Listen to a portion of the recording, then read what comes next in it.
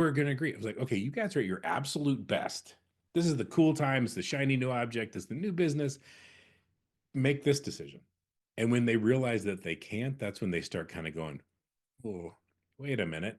So having some sort of tiebreaker in process so the business can operate.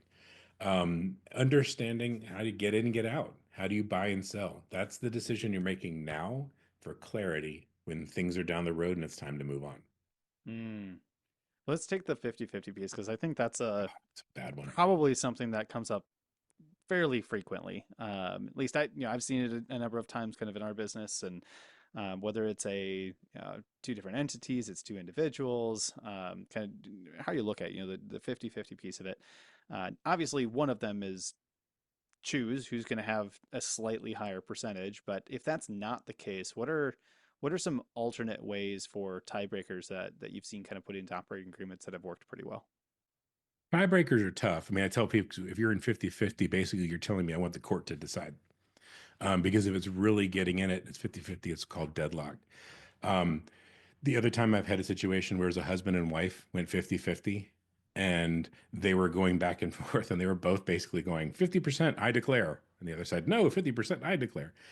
So that makes it tough. Division of labor, division of responsibilities, who's going to be in charge of what.